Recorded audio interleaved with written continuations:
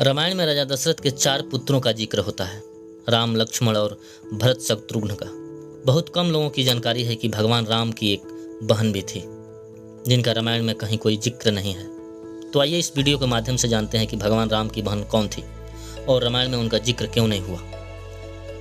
भगवान राम जब 14 साल का वनवास काटकर अयोध्या लौटे तो इस खुशी में अयोध्या वासियों ने पूरी नगरी को दीपों से सजाया था। तभी से दीपों का त्यौहार दिवाली मनाया जाता है। दक्षिण भारत के रामायण के मुताबिक प्रभु श्री राम की बहन का नाम शांता था। शांता राजा दशरथ और कौशल्या की सबसे बड़ी बेटी थी। शांता बचपन से ही सर्वगुण संपन्न थी। वह वेद और शिल्प कला में बेहद निपुण थी। हालांकि राजा दशरथ ने बचपन में ही शांता को अंग देश के राजा रोमपद को गोद दे दिया था।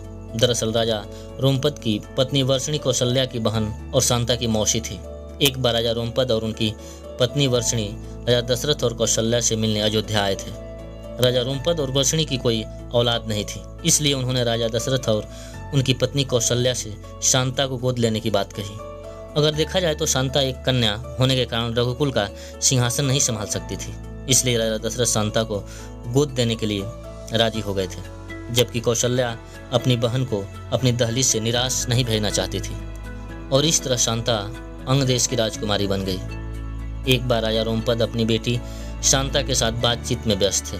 तभी उनके द्वार पर एक गरीब ब्राह्मण आया और उनसे कुछ खेत से जुड़ी समस्या को उनके सामने रखा, लेकिन राजा रोमपद ने उसकी बात को अनसुना कर दिया। इस बात से परेशान ब्राह्मण क्रोधित होकर राज्य से चला गया, लेकिन इंद्रदेव भला कहाँ मानने वाले थे।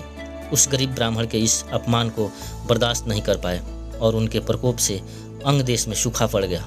इस सुखाड़ से अंग देश की जनता अपने राजा से कुछ उपाय करने के लिए निवेदन करने लगी।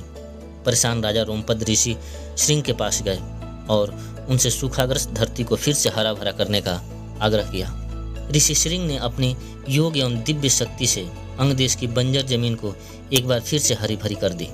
इससे प्रसन्न होकर राजा रोमपद ने अपनी गोद ली हुई पुत्री शांता का विवाह ऋषि श्रृंग के साथ कर दिया।